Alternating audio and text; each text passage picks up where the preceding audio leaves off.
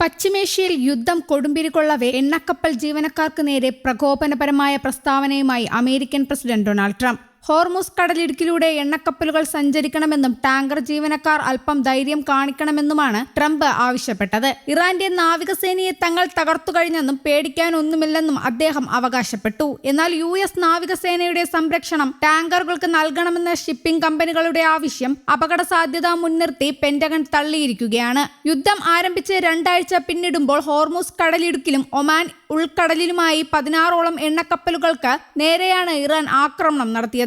ആക്രമണങ്ങളിൽ കപ്പൽ ജീവനക്കാർ കൊല്ലപ്പെടുകയും പല ടാങ്കറുകൾക്ക് തീപിടിക്കുകയും ചെയ്തു.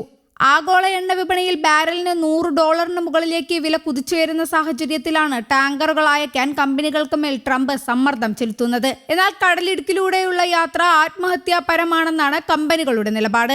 അതേസമയം ഇറാന്റെ ഇസ്ലാമിക് റവല്യൂഷൻ ഗാർഡ് കോർപ്പസ് നാവികസേനയുടെ മിസൈൽ ആക്രമണത്തിൽ US വിമാനവാഹിനി കപ്പലായ എബ്രഹാം ലിങ്കൺ പ്രവർത്തനരഹിതമായെന്നും ഗൾഫ് സമുദ്രത്തിൽ നിന്ന് പിൻവാങ്ങിയെന്നും അവകാശപ്പെട്ട് ഇറാൻ രംഗത്തെത്തി. എന്നാൽ എബ്രഹാം ലിങ്കൺ ഓപ്പറേഷൻ എപ്പിക് ഫ്യൂറിയുടെ ഭാഗമായി മേഖലയിൽ തുടരുകയാണെന്നും അമേരിക്ക വ്യക്തമാക്കി. ഇറാനിയൻ കപ്പൽ അമേരിക്കയുടെ വിമാനവാഹിനി കപ്പലിന് വളരെ അടുത്തേക്ക് സഞ്ചരിച്ചതായും അമേരിക്കൻ സൈന്യം വെടിയുതിർത്തതായും US മാധ്യമങ്ങൾ റിപ്പോർട്ട് ചെയ്തു. എന്നാൽ കപ്പൽ ഇടിച്ചോ എന്ന് വ്യക്തമല്ല.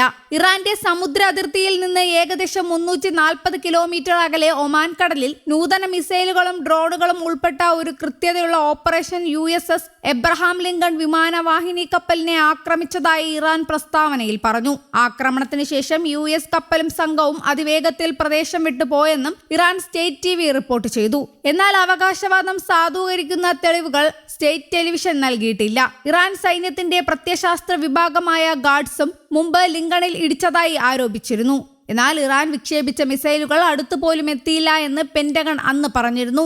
ഇറാനിയൻ റിപ്പോർട്ടുകൾ പുറത്തു വന്ന ഉടനെ US തള്ളിക്കളഞ്ഞു. Abraham Lincoln carrier strike group operation epic ഫ്യൂറിയെ പിന്തുണയ്ക്കുകയും കടലിൽ തുടരുന്നുവെന്നും US സെൻട്രൽ കമാൻഡ് വ്യക്തമാക്കി. അമേരിക്കൻ യുദ്ധക്കപ്പലിന്റെ ഒരു ചിത്രവും പോസ്റ്റ് ചെയ്തു. CBS ന്യൂസ് റിപ്പോർട്ട് അനുസരിച്ച് ഒരു US നാവിക കപ്പലിന് നേരെ ഇറാൻ വെടിയുതിർക്കാൻ ശ്രമിച്ചു. തുടർന്ന് പ്രത്യാക്രമണം ഉണ്ടായി. ഈ ആഴ്ച ആദ്യമാണ് സംഭവം നടന്നതെന്ന് റിപ്പോർട്ടുണ്ട്. ഇറാനിയൻ കപ്പലിന്റെ സ്ഥിതി അജ്ഞാതമായി തുടരുന്നു. അറേബ്യൻ കടലിൽ പ്രവർത്തിക്കുന്ന എബ്രഹാം ലിങ്കണിനൊപ്പം മറ്റു 2 യുദ്ധക്കപ്പലുകളായ USS സ്പ്രൂൺസ്, USS മൈക്കൽ മർഫി എന്നിവ പുറപ്പെട്ടതായി റിപ്പോർട്ടുണ്ട്. അതേസമയം ഒമാനിൽ ഇറാൻ നടത്തിയ ആക്രമണത്തിൽ 2 പ്രവാസികൾ മരിച്ചു. പലർക്കും പരിക്കേറ്റു. ദുബായിലും ഇന്ന് ഡ്രോൺ അവശിഷ്ടങ്ങൾ വീണു. പടിഞ്ഞാറൻ ഇറാഖിൽ അമേരിക്കൻ ഇന്ധന ടാങ്കറായ KC-135 തകർന്നു വീണു. സമാധാനവും സ്ഥിരതയും ഉറപ്പാക്കാൻ ബ്രിക്സ് കൂട്ടായ്മയുടെ ഇടപെടൽ ഇറാൻ തേടി. ഒമാനിൽ ഇതുവരെ നടന്ന ആക്രമണങ്ങളൊന്നും തങ്ങൾ നടത്തിയിട്ടില്ലെന്നാണ് ഇറാൻ പറയുന്നത്. ഇന്ന് നടന്ന ആക്രമണം വ്യവസായ മേഖലയിലേക്കാണ്. സോഹാറിൽ അൽ അവാഹി ഇൻഡസ്ട്രിയൽ ഏരിയയിൽ അപകടത്തിൽ കൊല്ലപ്പെട്ടത് 2 പ്രവാസികൾ. മറ്റുള്ളവർക്ക് പരിക്കേറ്റു. ഇതിന് തൊട്ടടുത്ത് റിഫൈനറിയാണ് ലക്ഷ്യം വെച്ചതെന്ന് കരുതുന്നു. സെൻട്രൽ ദുബായിലാണ് ഇന്ന് മറ്റൊരു ഡ്രോൺ അവശിഷ്ടം പതിച്ചത്. സംഭവത്തിൽ ആർക്കും പരിക്കില്ല. സൗദിയിലേക്ക് നിരന്തരമായ ആക്രമണമാണ് നടക്കുന്നത്. പടിഞ്ഞാറൻ ഇറാഖിൽ 2 അമേരിക്കൻ യുദ്ധവിമാനങ്ങൾ അപകടത്തിൽപ്പെട്ടത് അമേരിക്കയ്ക്ക് വലിയ തിരിച്ചടിയായി. ഇന്ധനം നിറയ്ക്കുന്ന KC-135 സൈനിക വിമാനം തകർന്നു വീണു. രണ്ടാമത്തേത് സുരക്ഷിതമായി ലാൻഡ് ചെയ്തു.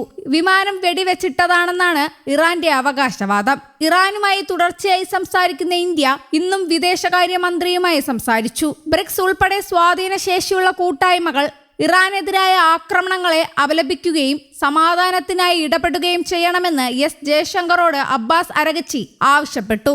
News desk, Kerala Kaumudi.